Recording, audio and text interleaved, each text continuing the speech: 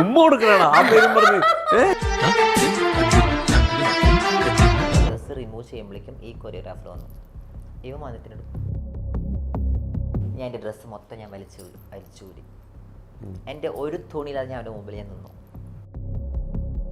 ഇനി നിനക്ക് ഇവിടെ ശരീരത്തിൽ ആണിൻ്റെ എന്ന് പറയേണ്ട എന്താ ഉള്ളതെന്ന് വെച്ചാൽ അവനോട് ചോദിച്ചു.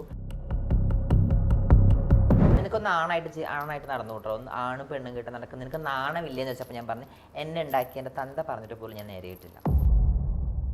അത് കഴിഞ്ഞതിന് ശേഷം ഇവിടെ കൊച്ചിയിൽ ഒരു 3 മാസത്തിന് ശേഷം ബിക്കിനി ഇട്ടിട്ട് പെൺകുട്ടികളെ കൂടെ ഞാൻ ഇറങ്ങുവാണ്. അവിടെ വെച്ച് നമുക്കൊരു ആഗ്രഹം തരികയാണ് ഓഡീഷൻ ചെല്ലുമ്പോൾ, മോനെ ഇത് ഓക്കെയാണ് ഞാൻ വിളിക്കാട്ടാന്ന് പറയും. 2 ദിവസം കഴിയുമ്പോൾ ഇവർ കോർഡിനേറ്റ് ആര് ചെയ്യുന്ന ആരെയും വിളിച്ചിട്ട് എന്നോട് പറയും, മോനെ എടാ വേഷം നിനക്ക് തരാം, അപ്പോൾ ചെറിയൊരു എമൗണ്ട് മുടക്കാൻ പറ്റുമെന്ന് ചോദിക്കും. കഴിഞ്ഞ വർഷം 2 പടത്തിൽ നിന്നാണ് ആറാട്ടെണ്ണം പേരോടെ നടക്കണമെന്നാണ് അവനെ പറഞ്ഞു വിടുന്നു പറഞ്ഞു. വനിതയിൽ വനിതകളുടെ ഫോട്ടോ മാത്രം വന്നിരുന്നിടത്ത് ദീപ്തിയുടെ ഫോട്ടോ വന്നു. പട്ടിയെ പോലെ കിടന്നിരുന്നാണ് ഞാനൊരു ബസ് സ്റ്റാൻഡിൽ. ഞാൻ എൻ്റെ ഫോട്ടോ ഇങ്ങനെ കവർ പേജിൽ വരിക എന്നുള്ളത് അത് തന്നെ എനിക്ക് എൻ്റെ ലൈഫ് മാറ്റിയതാണ്. ദീപ്തി ഒരു കാര്യം ചോദിക്കട്ടെ, ദീപ്തി മാരീഡ് ആണോ?